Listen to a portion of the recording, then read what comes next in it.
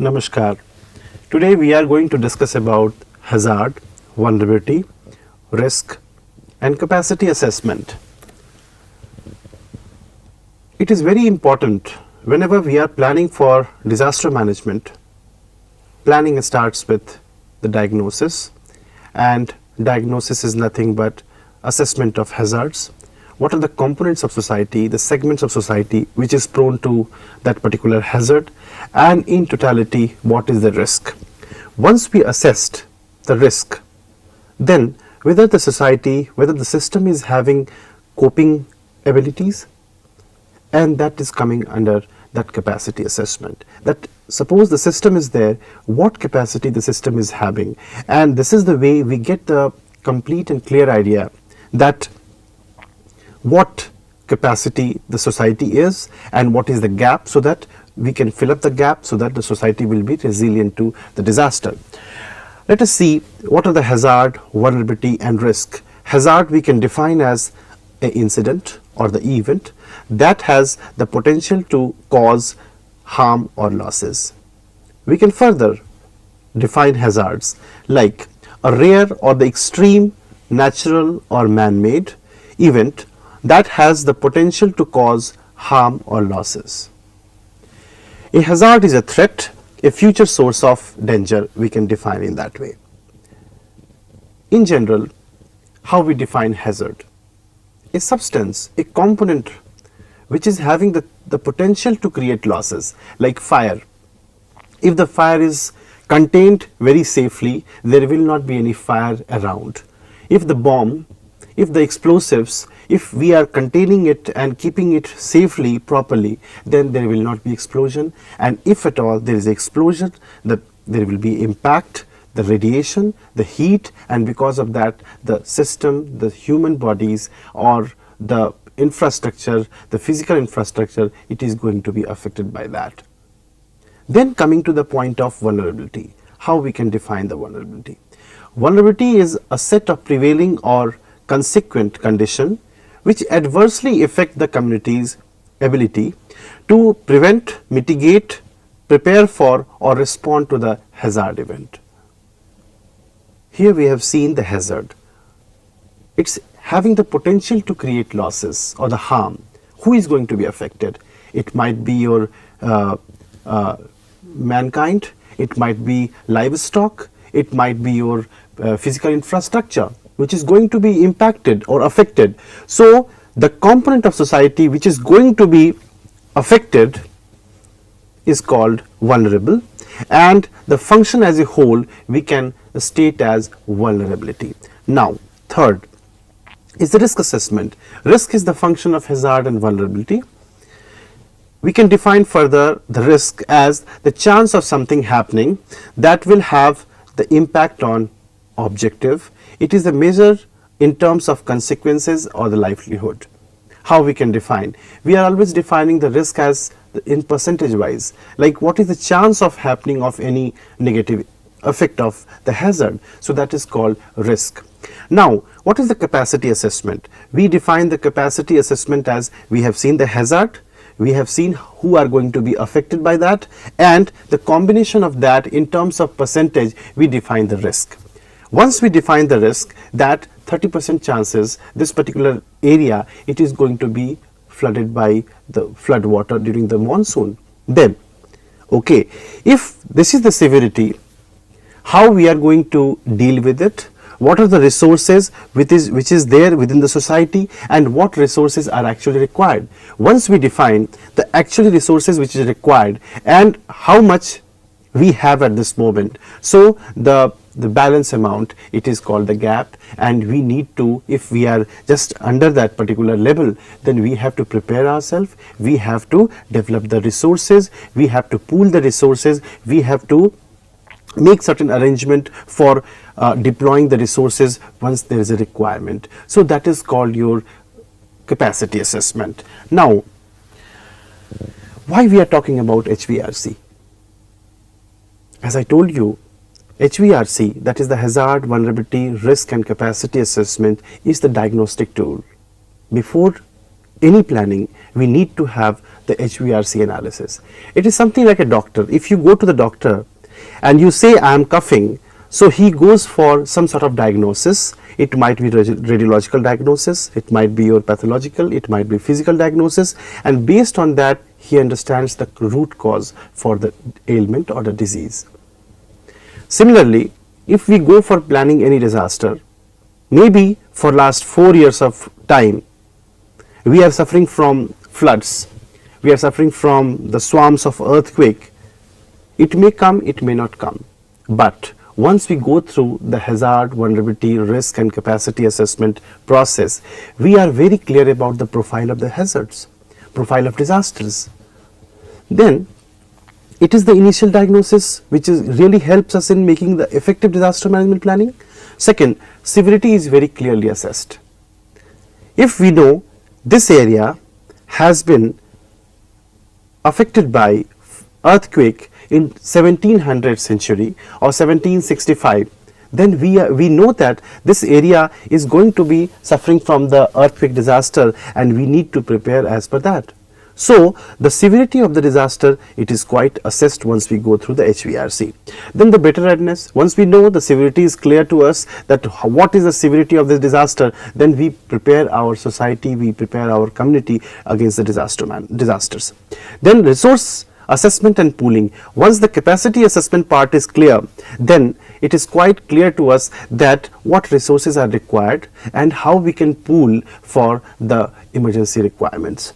Then coordination, it gives us a better chance to coordinate within the departments, coordinate between the different organizations, coordinate between the GOs and NGOs and international bodies, scientific bodies, and based on this HVRC, we establish, we make the response strategy, and if at all there is a requirement of alternatives, we go for defining the alternatives.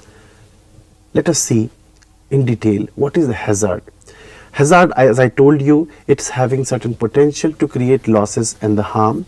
What type of hazards are there? It might be, as I told you, National High Power Committee was established and they have identified 31 type of disasters and broadly categorized into water and climate, geological, biological, accident related disasters, chemical, nuclear and industrial disasters. So there are 5 major hazards.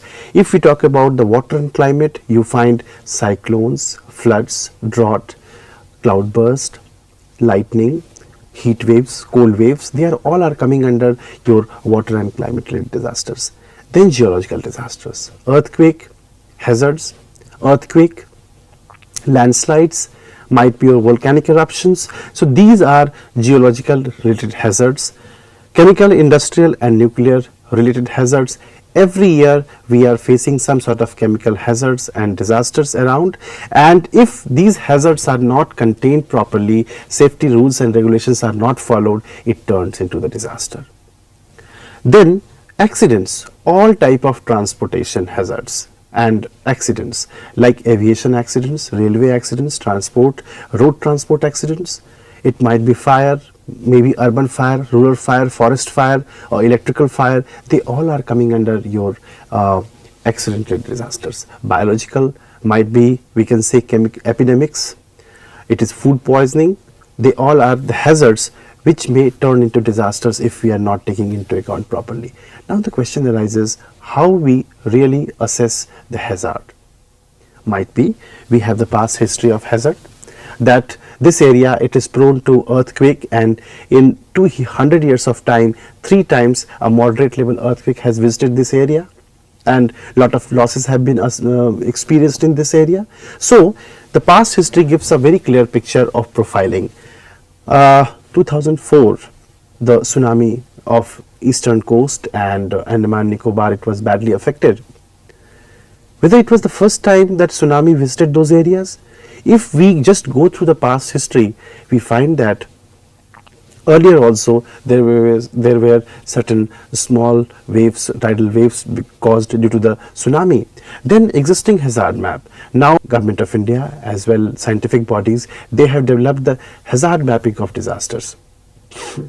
Like if you see the earthquake, we have the seismic zoning of earthquake. If we talk about the floods, we have the flood zoning of India. We have landslide zoning of India. Even we have cyclone or high wind zoning of India. So these are the hazards, and we know that these are the area, these are the states which is vulnerable to what extent. So that also existing hazard map gives you clear idea about it. Studying area with respect to the past and potential disasters. If you look at Maharashtra, because Maharashtra and Gujarat, they are the industrial states, and lot of industries which is having the major threat of chemical hazards and disasters, they are located, and we know that this is the area which is having a lot of corrosive substances, explosives are there, and what type of measures are required, that we can work it out, and that gives us a very clear picture about the hazards. Scientific studies and modeling. Nowadays GIS based modelings are taking place. Scientific models are there. Now the Safety softwares, if you see, they have certain Safety softwares which assess and which develops the scenarios for industrial disasters, industrial hazards. If something it explodes, then what is going to happen? So based on these particularly past history, existing hazard map, or study with respect to this area regarding the past and the potential disasters, we can get a very clear picture about the hazards in the area. We can do the hazard mapping in terms of the qualitative as well as the quantitative way.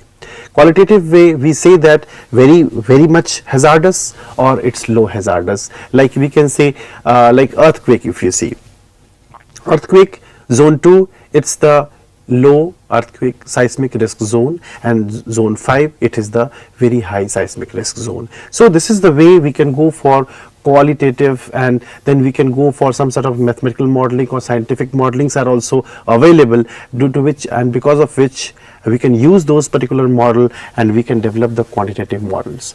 You can do hazard mapping also.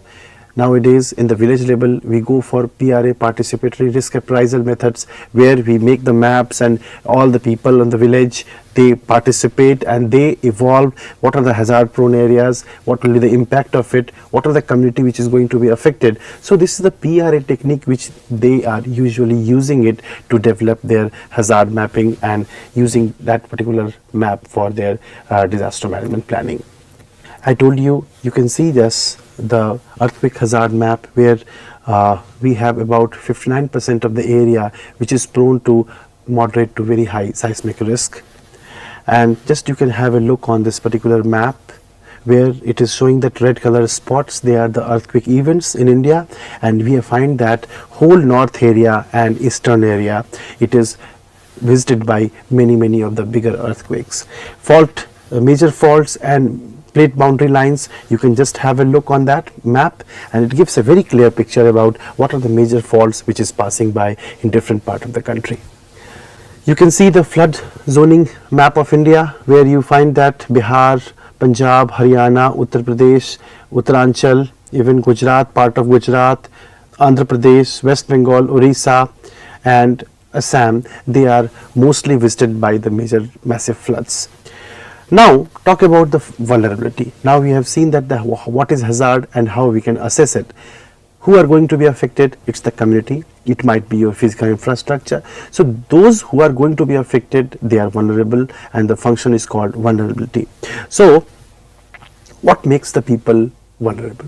It might be your property, it might be proximity, or ignorance about the disaster or the hazard that makes the people more vulnerable. That we have seen every time, like whenever the disaster takes place, we don't anticipate the severity of disaster, because of that people suffer from it. If you see the poverty, we find that the lack of freedom and opportunity to decide, that is one of the factor which is correlated with the poverty and ultimately leading to the vulnerability. Might be the second factor might be your hunger, ill health, lack of education, lack of dignity and powerlessness. So these are the basic factors if we correlate the poverty with the vulnerability. What type of vulnerability we can broadly define? It might be your physical vulnerability, it might be economic vulnerability, or it might be your social vulnerability.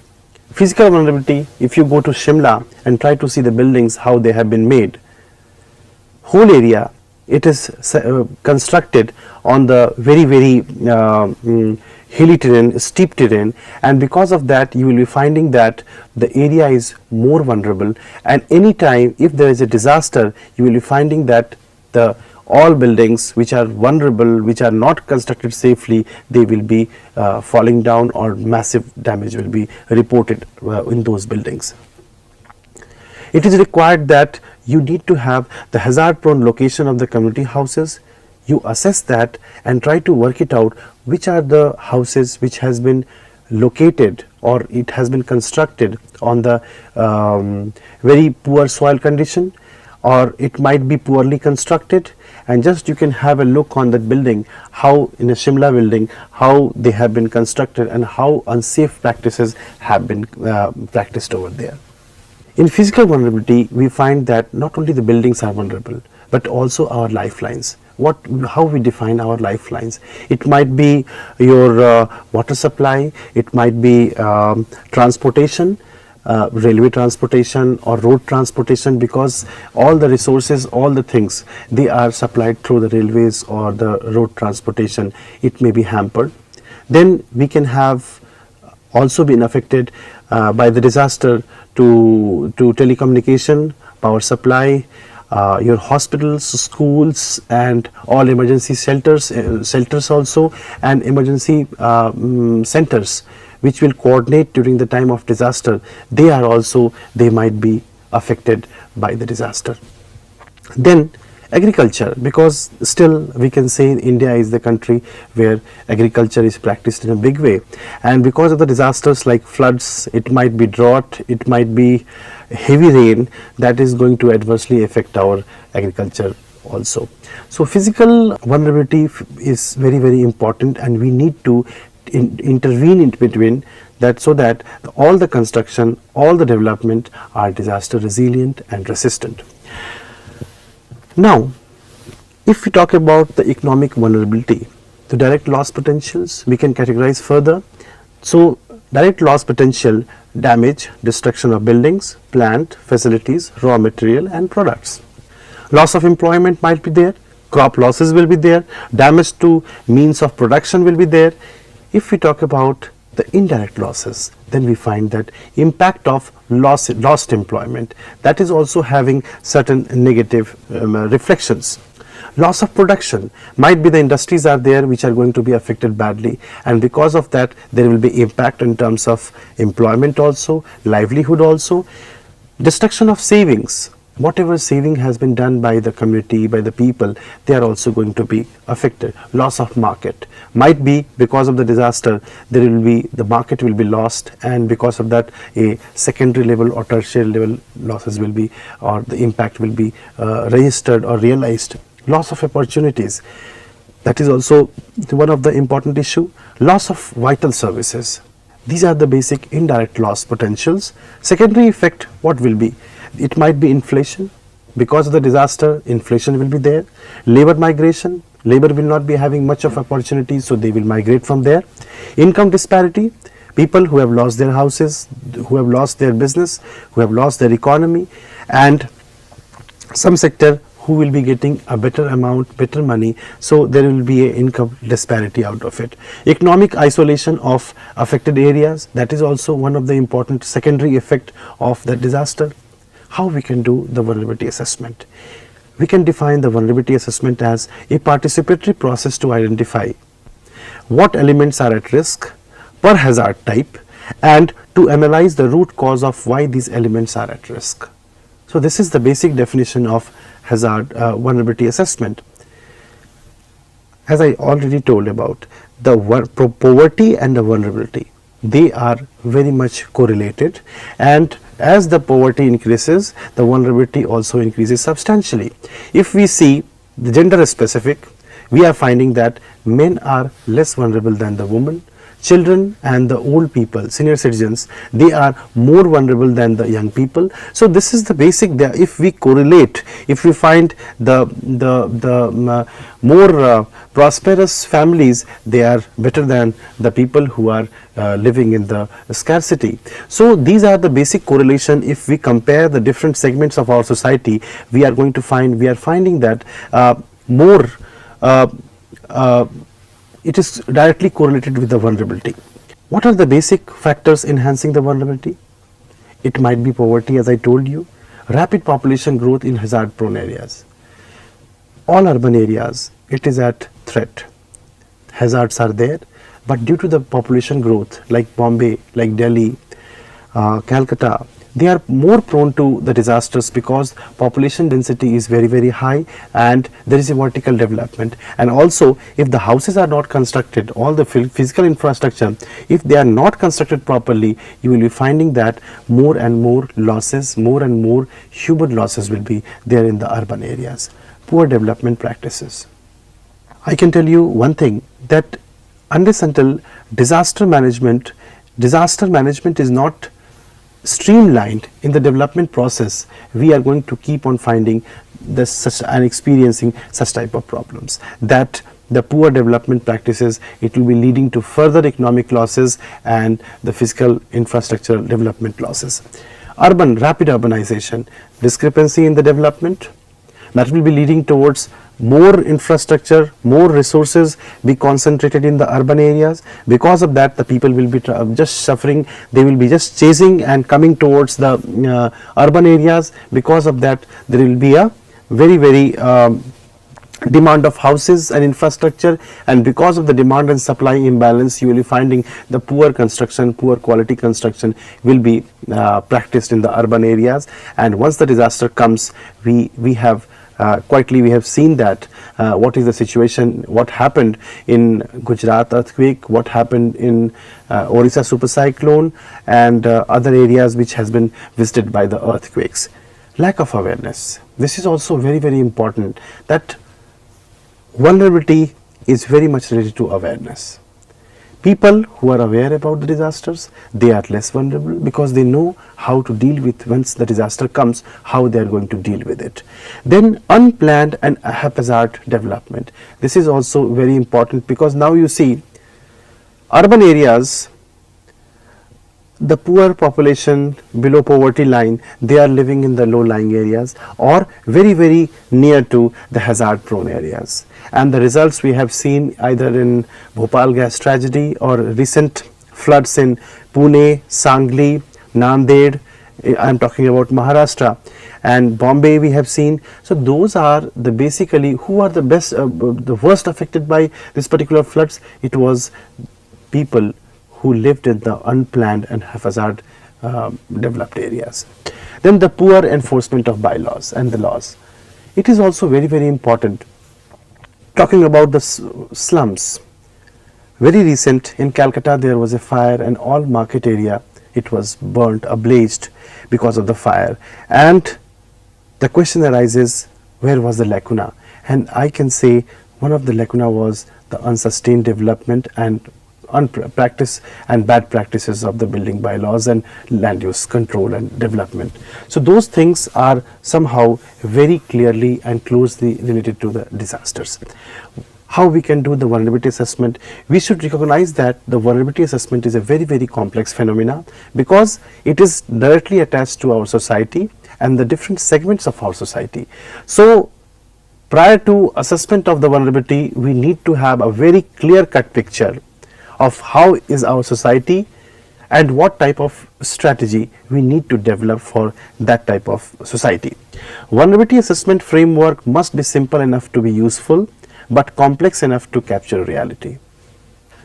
Vulnerability is specific to location, sector, interest group, etc. Maybe same type of location, same location, different group of people, different type of houses, the vulnerability will be different for different locations and different groups.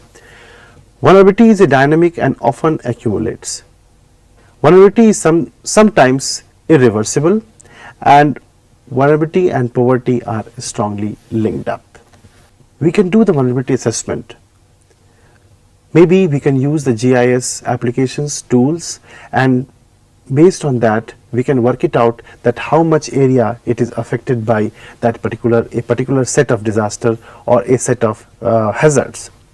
And based on that we can really work it out that suppose if the area is going to be affected by this type of disaster, then how much population, how much livestock, how much households they are going to be affected, and that we can work it out using the mathematical modelings, or we can go for a very simple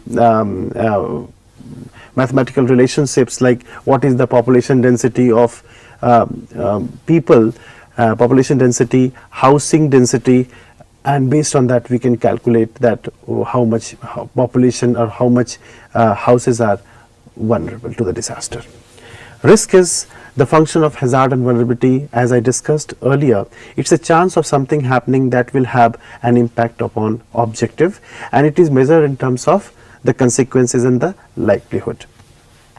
So today we discussed about hazard, vulnerability, risk and capacity assessment. At the last, I would like to say that capacity assessment, it comes out of our hazard and vulnerability and risk assessment. In the beginning also I told that capacity assessment, it is very much dependent upon how much the area is threat to the disaster, what is the criticality of disaster, and if we want to deal with such type of disaster, what we need to do, how we are going to work it out, and what resources are required to combat with the disaster situation. We work out what is the existing situation, how much stock of resources we have at this moment. If we find we are under that, then we have to pool the resources. So that is the benefit of our capacity assessment. So today we discussed about the importance of HVRC, define hazard, vulnerability and risk and capacity assessment, and what are the different tools and technologies which is available for hazard, vulnerability and risk assessment. Thank you very much.